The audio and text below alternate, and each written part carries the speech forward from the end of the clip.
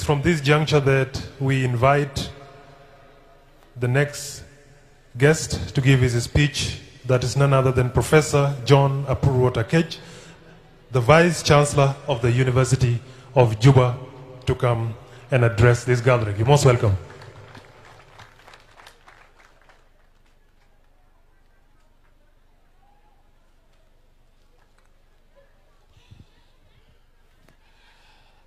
Thank you very much, moderator. In the spirit of saving time and saving space for what I would like to share, I just want to lay all protocols observed. The Honorable Minister, the former ministers, actually, the Governor of Central Bank, the Undersecretaries, the Director Generals, all the distinguished guests, with your names and places. I borrow from General Lago and say, Salam alaikum wahid, wahid, wahid, wahid. I borrow from Vice President Waniga and I say, Mabrukat, Mabrukat.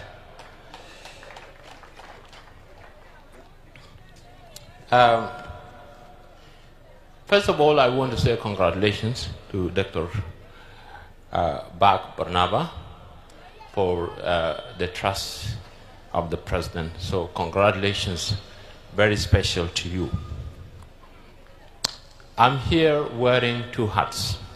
First, as a member of family of the new minister. We come from same community. Sometimes they call me a community leader here in Juba, which doesn't mean a lot, and it's just not paid, but it's symbolic. So I am a family member of the new minister. I may have advantage of being close to him. If something goes wrong, maybe I can whisper in his ears. So I think, but I don't give it so much. Somebody called me this morning, say, can we celebrate, do something as a community? I say, celebrate what? This was not given to us as a community, you know. And if he wants to invite us into his house to celebrate, I'm quite happy to come there. But if we want to celebrate as a community, give him 1 year. And if he achieves anything, then after that we can call him. But I also wear another hat as a Vice Chancellor of the, a main university in the country and in the capital, the University of Juba. I think that is more important. I am a lay advisor to the government and to the people. I, like a bishop, I tell them, you are going this wrong this way. And they can do anything they want to do with it. And if they don't, all the politicians will eventually pay the cost of, ignoring, the advice. Whether this is the minister or whether this is president. We don't have anything to hide. We just tell them, please, you have to take care of the country very well. So, as the Vice Chancellor of the University of Juba, I want actually to think every time we welcome new minister, every time we welcome new undersecretary, and things don't seem to change a lot from 2005.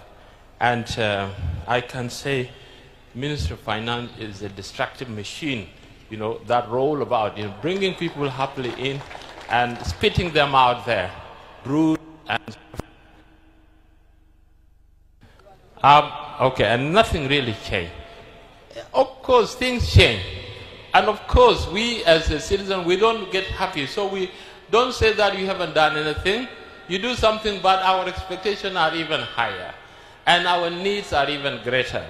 And so we acknowledge everybody who has actually taken that docket. But we have to acknowledge that we need to do better as a country. I just want to have a few thoughts. which is not the first time for me to say, I think a table, as you know, needs 3 or 4 chairs to stand. A government needs 3 or 4 legs to stand. A government, in my view, needs at least 5 legs to stand. If one of the legs is weak, it's wobbly. For the table, just try to remove one leg, it will be wobbly. And I think we don't have those legs. They are there, but they are not really strong.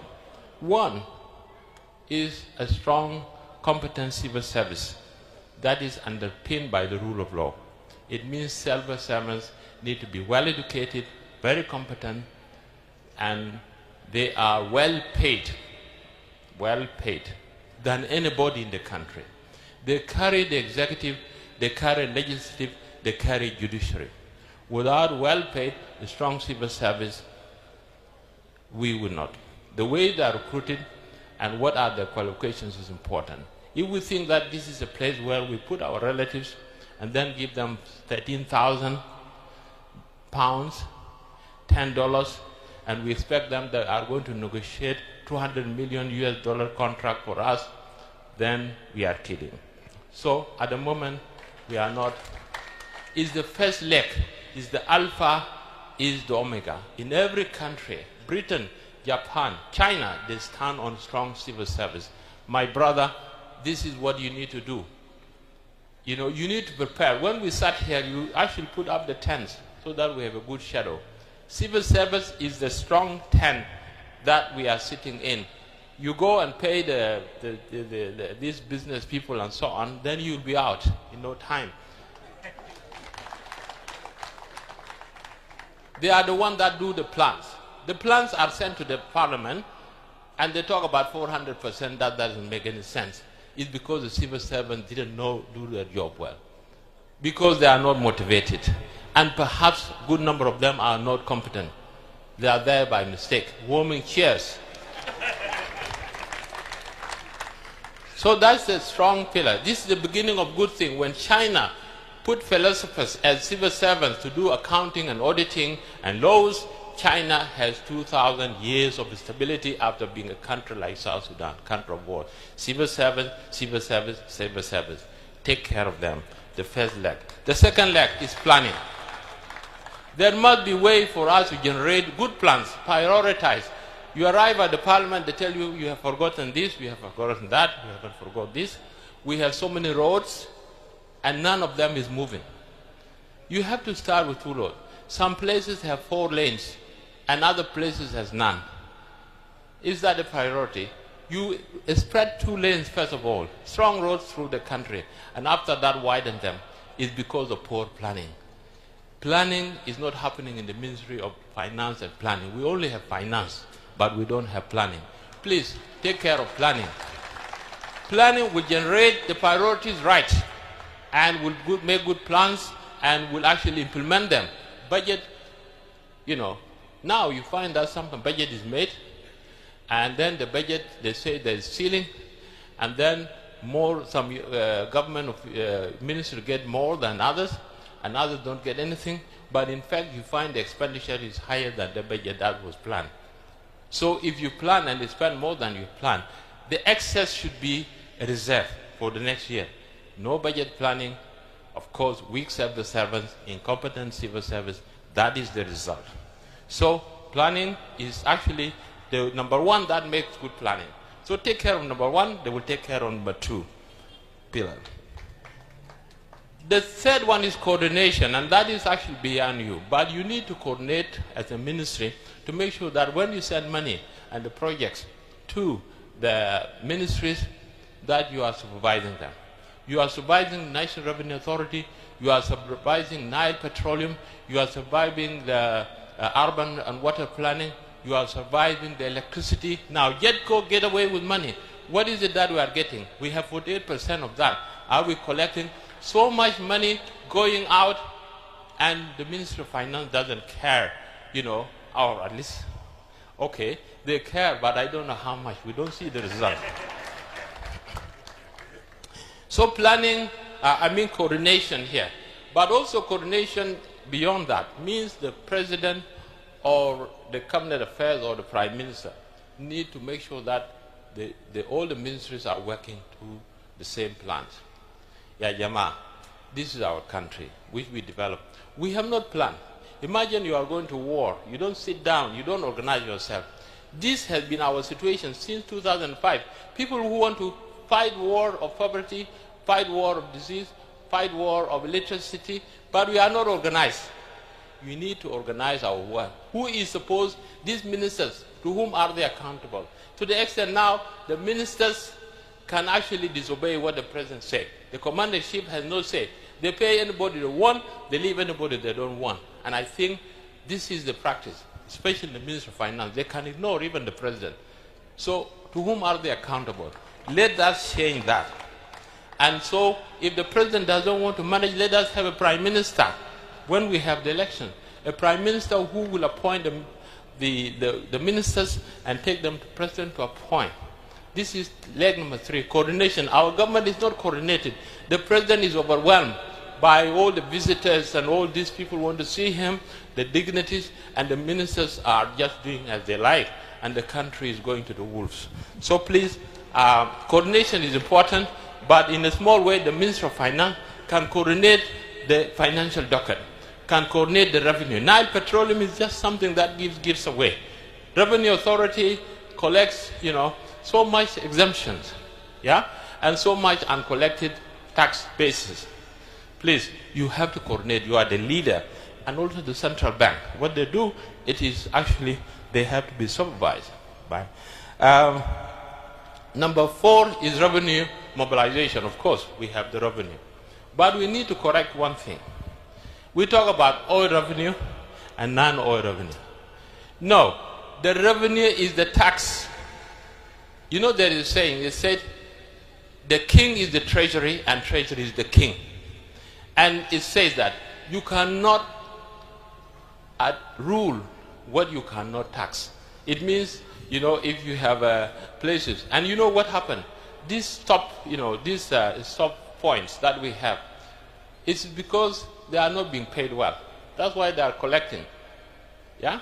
That's why the traffic policeman is stopping people carrying water and trying to charge them, and so forth, because they are underpaid. Now, if you pay them well, this phenomenon will disappear. So revenue is tax. The country South Sudan need to rest on tax, not on oil revenue. Please correct that terminology. We are talking about tax and non-tax. Non-tax is the oil, but of course the oil doesn't come to us. We don't know where it goes. Number 5 is education, education, education, education. Now, if you ask Korea, if you ask Malaysia, South Korea, you ask Malaysia, you ask Japan, how did they get there? They invested in education. So those are 5 pillars that we need. Education, training, like this, the center we have is not being used, but actually this is inherited from the first government. In fact, they say Juba has actually so many buildings, but you count how many buildings belong to the government? Very few. But you find that private buildings are more, and they are beautiful. Now, I think 5 legs. At the moment, they are wobbly. Civil service is not being paid well, is not competent, is not being taken care of, and yeah, I'm going to finish. And then planning and so forth.